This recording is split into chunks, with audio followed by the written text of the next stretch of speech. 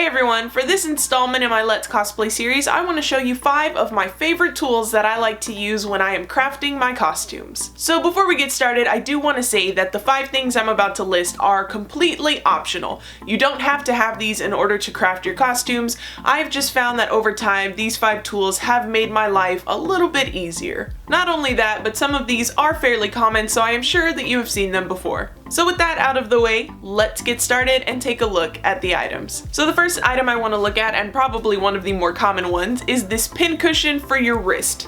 Now, I know these have been around forever and probably everybody already owns one, but this is the first time I've ever had one.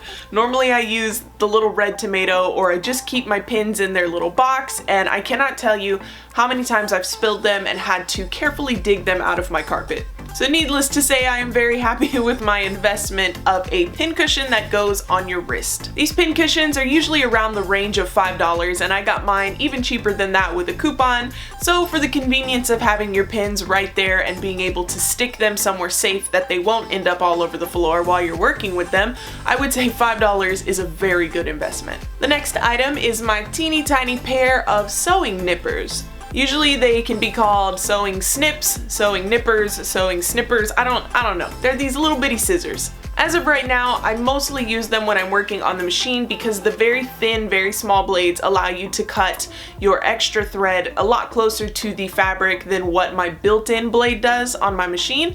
But you can also use it when you're doing embroidery projects or even just to cut thread regularly. They get really close, they make a really clean cut, and they're just very comfortable in your hands. I will say though, do be careful with them. Not all of them come with guards for the blades, and they are extremely sharp and you can really hurt yourself with even just the points. So make sure that you're careful, and if it doesn't have a guard, hey, you're a crafty person, you can make one. The third item I want to show you guys are sewing clips.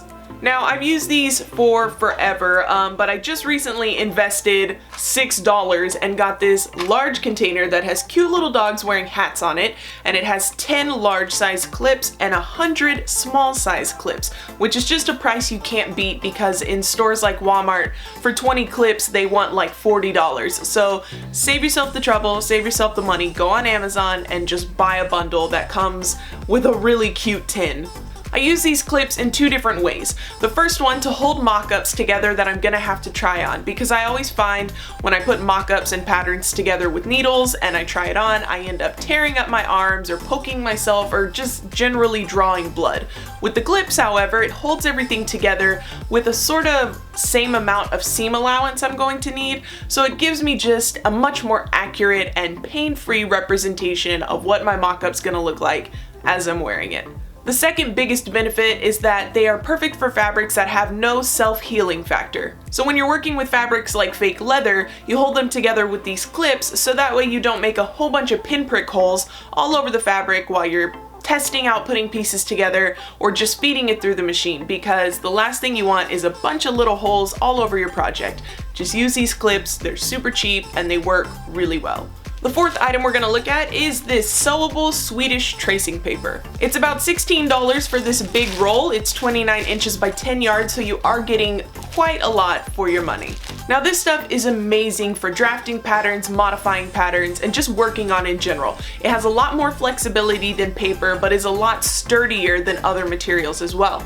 You can draw on it, you can tear it, you can cut it, whatever you want to do with it. I find that when I am drafting patterns or making mock-ups, that this is my absolute go-to. So the 5th item on my list for this video is my super big cutting mat. If you're like me and you do most of your work in the floor, especially if you have carpeting, you know the struggles of trying to make a pattern, trying to pin a pattern, trying to cut fabric, literally trying to do anything in regards to creating a costume on a carpeted floor with no smooth or hard surface. I mean, you understand the nightmare. And I've been meaning to get myself a cutting mat to work on top of for a while, but I just wasn't sure if I wanted to drop 50 some odd dollars on a really big one like the one I have. Luckily, I waited things out, and by waited things out I mean I kind of forgot to grab one or even pay attention to them until I went to Hobby Lobby one day and they were having a sale on all the Sewology brand sewing notions.